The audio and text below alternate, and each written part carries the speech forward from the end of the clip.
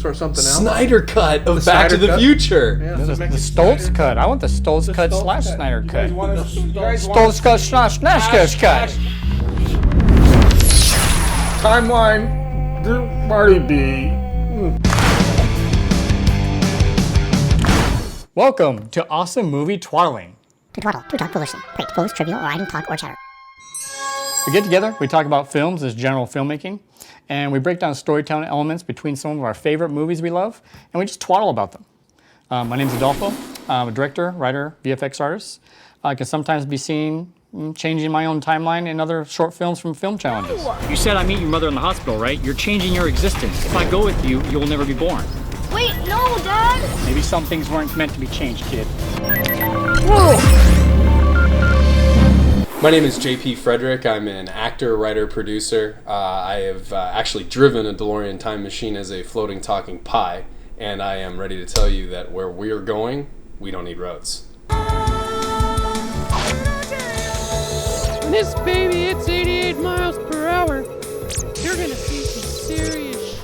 I'm Adam. I am an Academy Award winning actor viewer, and I will hold up any green screen you tell me to.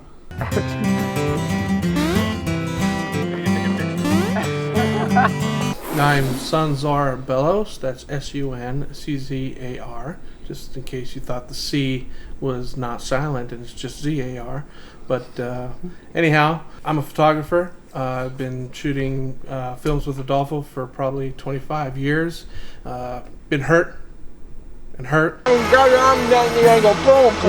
dude, it's not gonna hit you. I'm not gonna. Sonny, it's not gonna hurt. You've done a lot of shit, but this is gonna hurt, man. No, it's not. If it's like this, it's gonna go like that. Yes. Okay, that's going like that. No.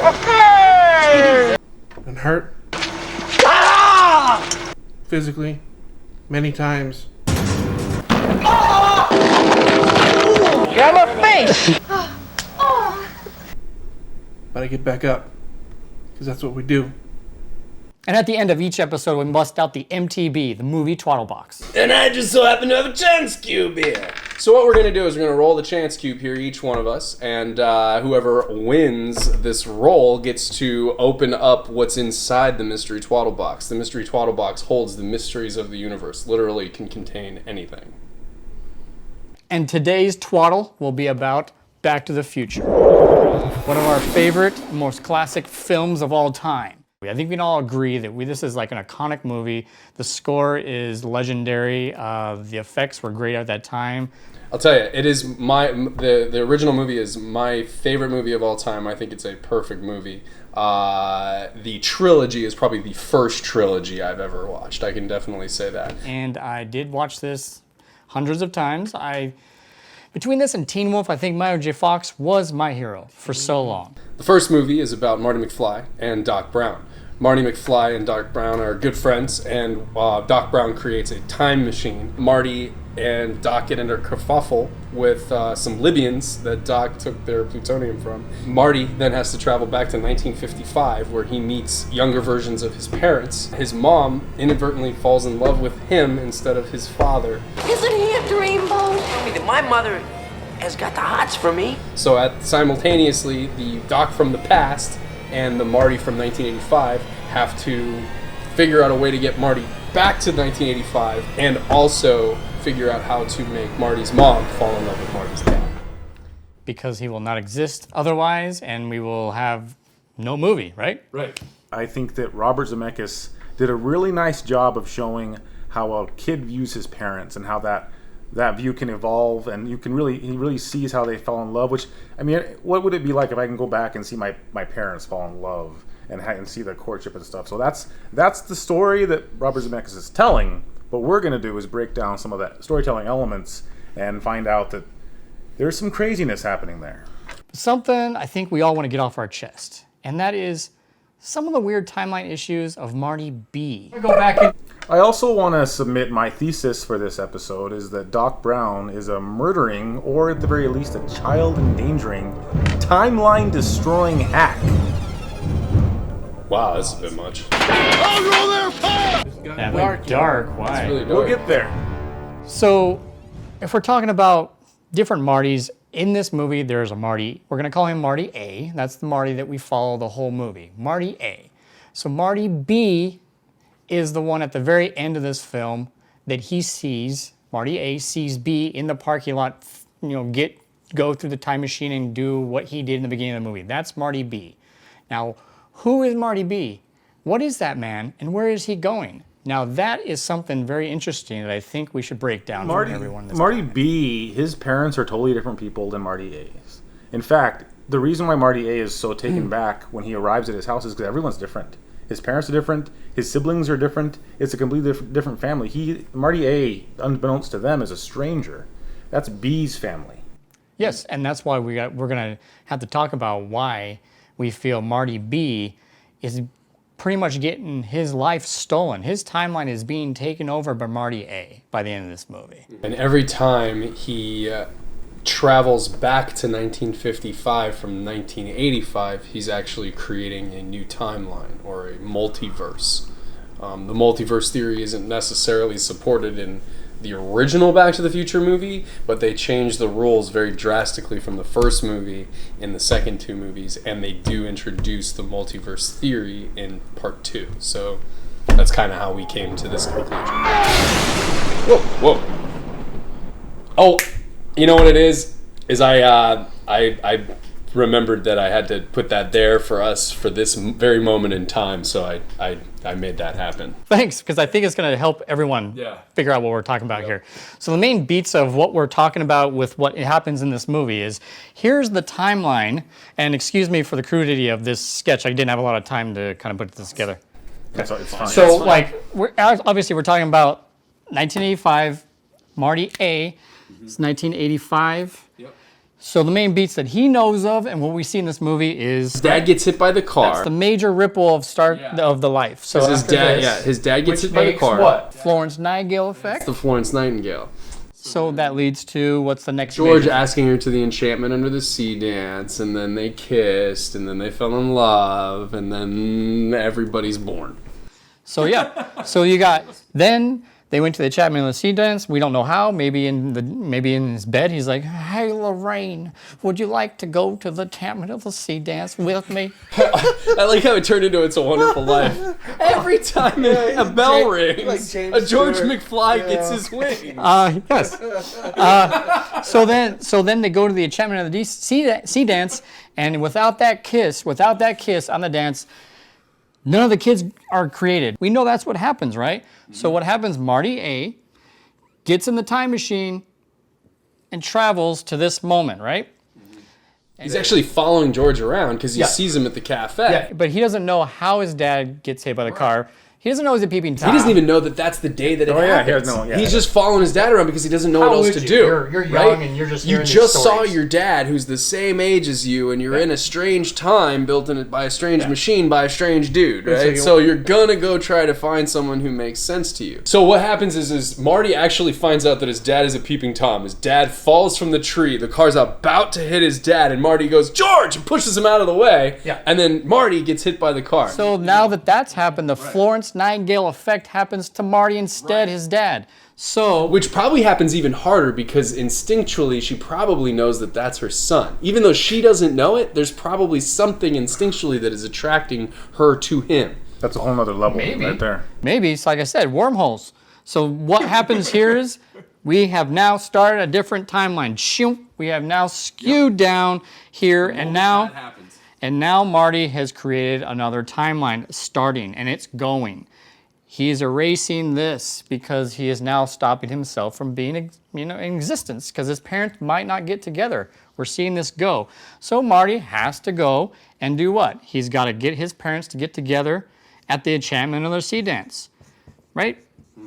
So he does. Let's just fast forward because we might have seen this movie before. At the end of the movie, he's made this timeline. He's made this new one. So he's here.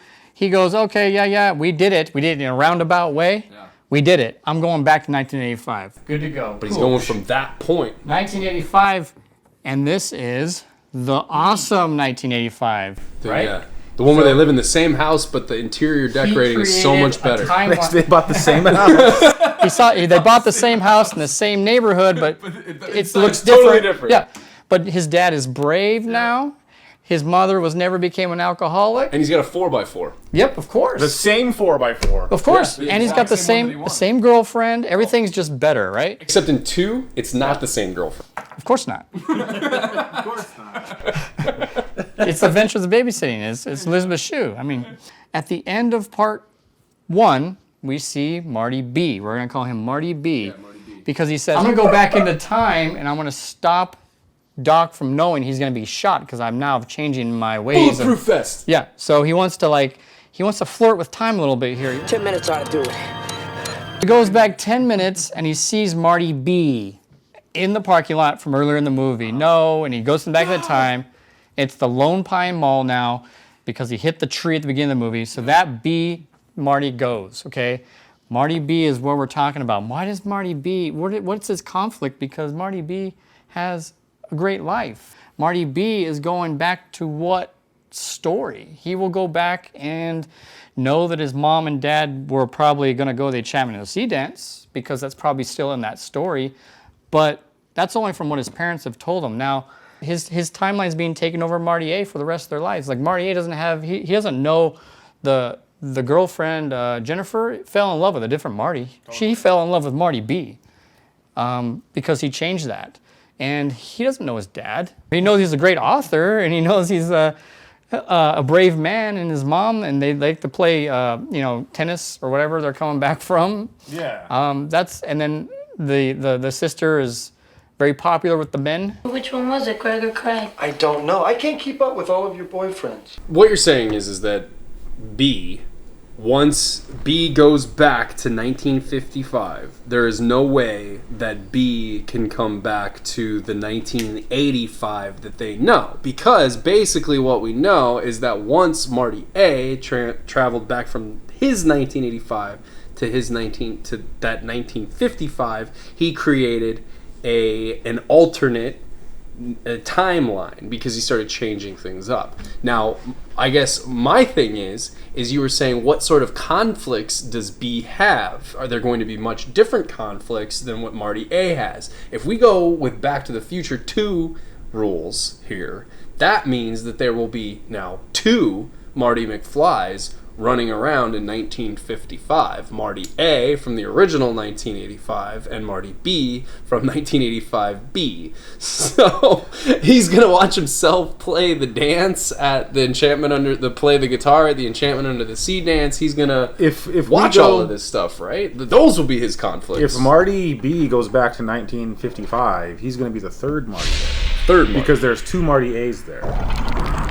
Marty A goes back and sees himself, the one that performed. Now, Marty B, we're talking about conflicts he might have to do.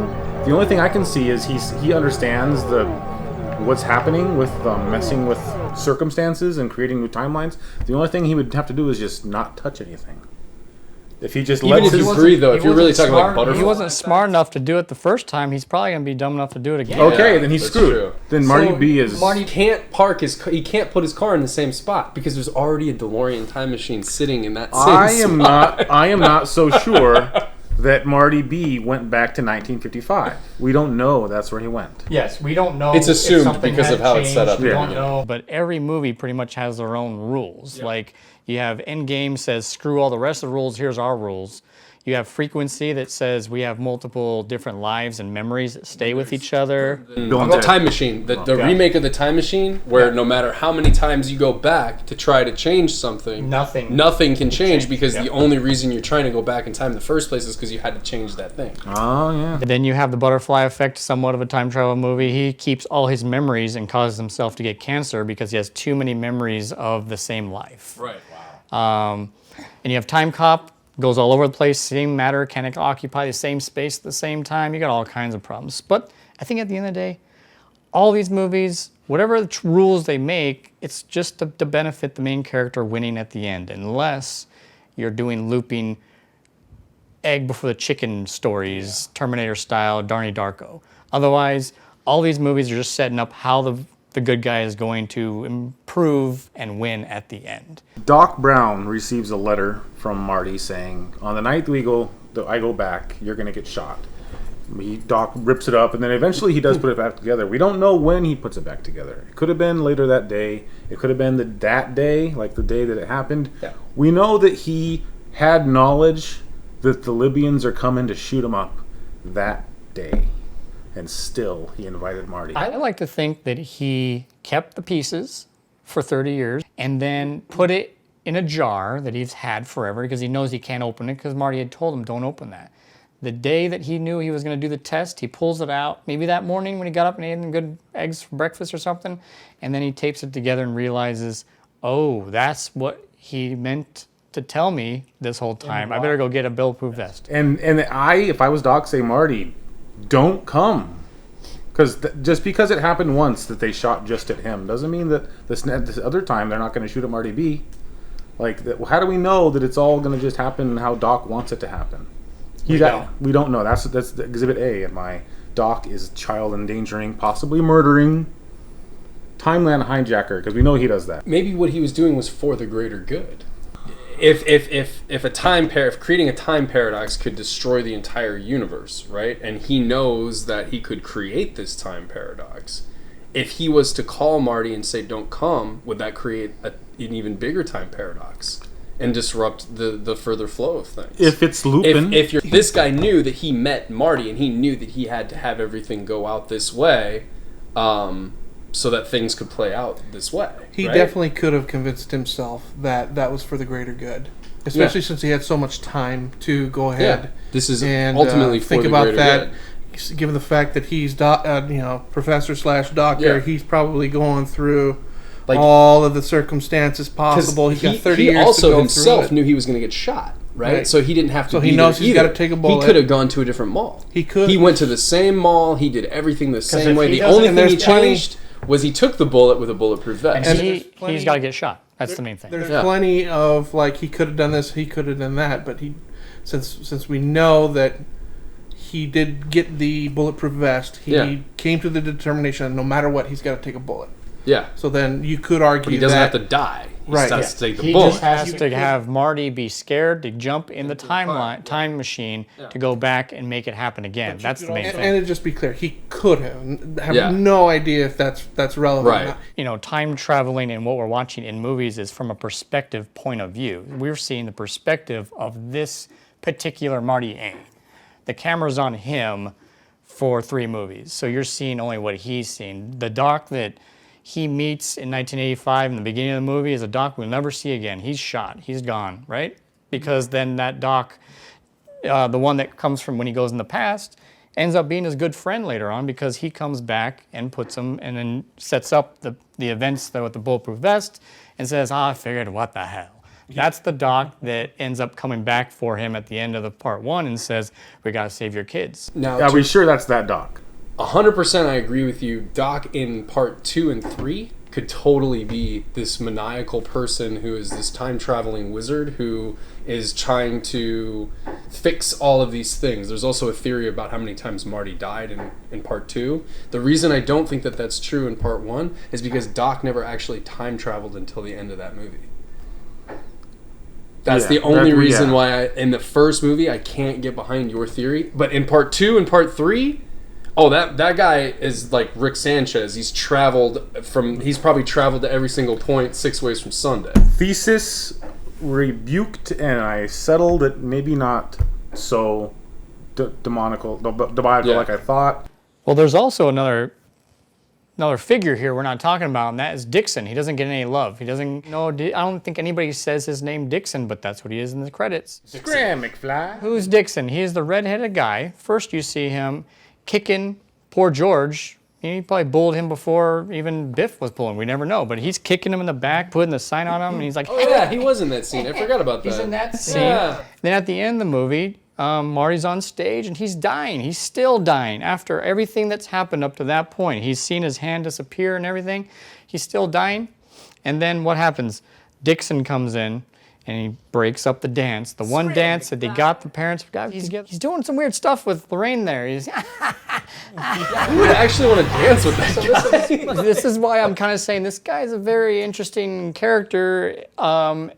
I debate that if you didn't have Dixon, you don't have the courage. George pushes him down and says, "Excuse me," and then kisses and does it, because after that moment, Marty wakes up and he's got the power. You know what Dixon is? You know Mortal Kombat at the end when there's the second to last boss and then there's the last boss, but the second to last boss is always bigger and more BA than the... Talking about Goro? Yeah, like Goro is always stronger than Shang Tsung. Like if you could get past Goro, Shang Tsung... Shoot, Dixon's Shao Kahn.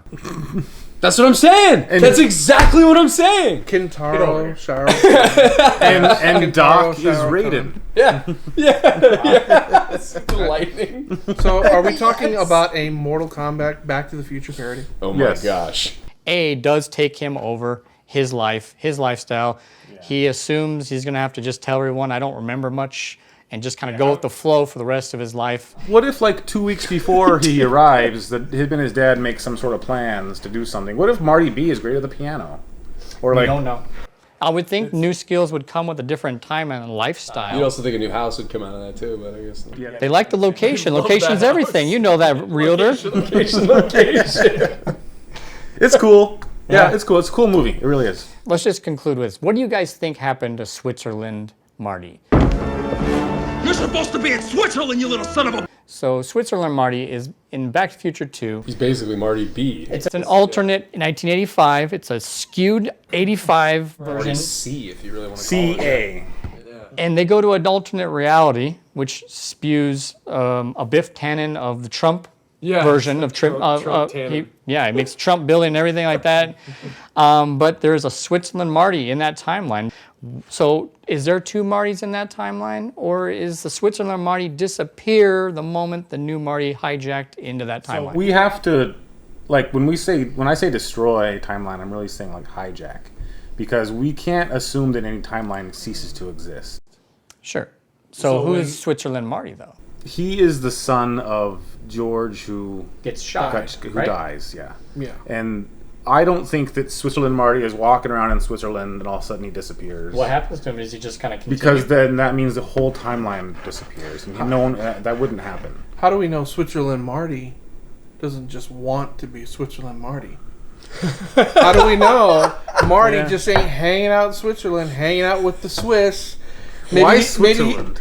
Did you get kicked out of another boarding school? The Marty B thing came around because the internet, because people had time to sit around and watch it for 30 years, 40 years now. And, like, it's just, like, well, he didn't think of that.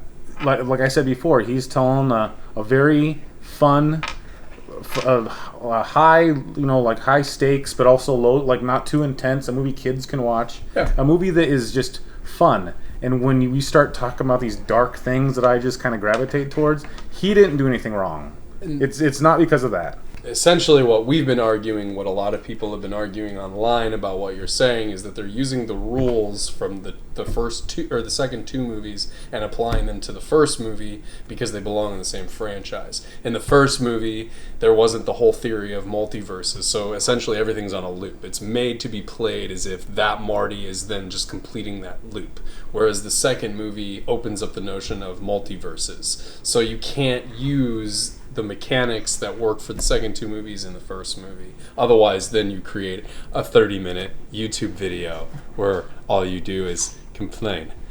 I still leave all that at the door every time I watch the movies. I don't think of these things. I enjoy them all the way through, and I'm like, it's such a great movie. I still think about these things sometimes when I watch Back to the Future, but it's still my favorite movie. We can't just have it just be about Marty B. Can I borrow that, please?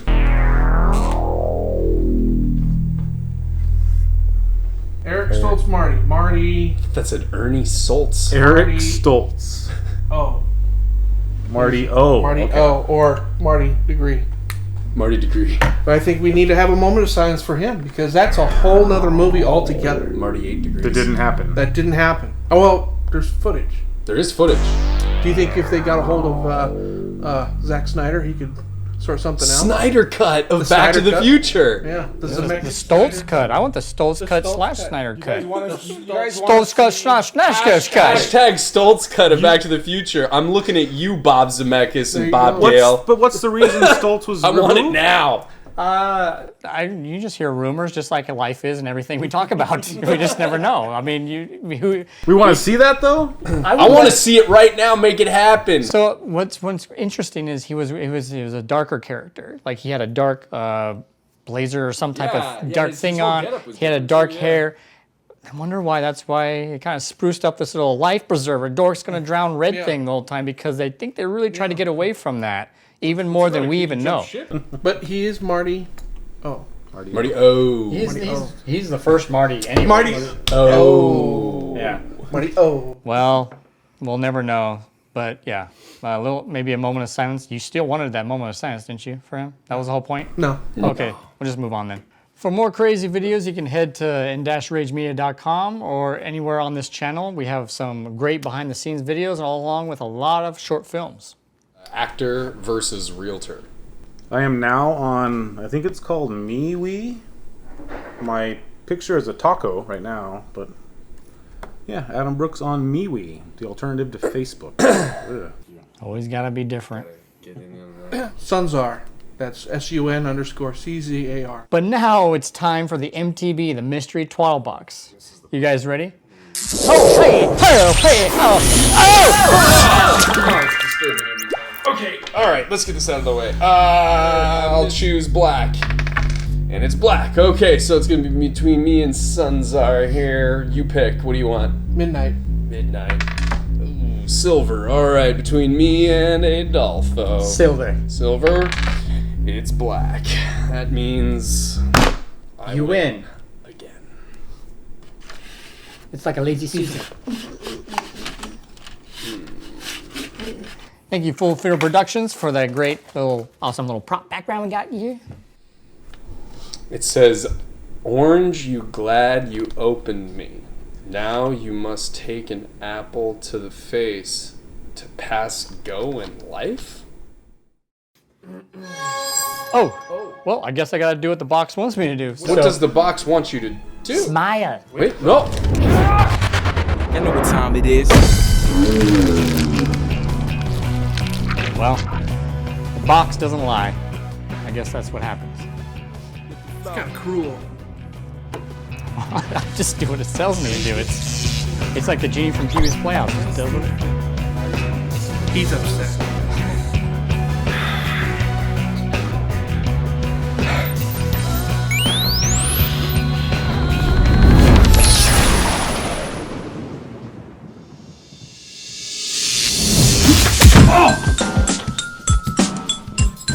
Alright, Adolfo. Hey, don't let him choose. Pick black. Actually, I'll pick, and I choose black. Yeah. All right. Oh, look at that. It's black.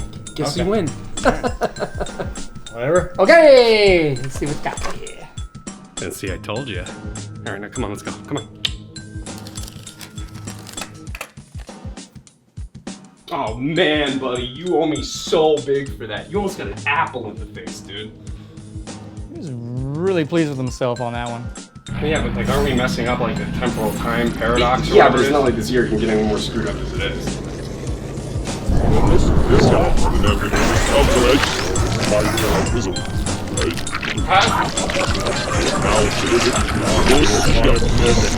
Timeline. Marty B. Oh,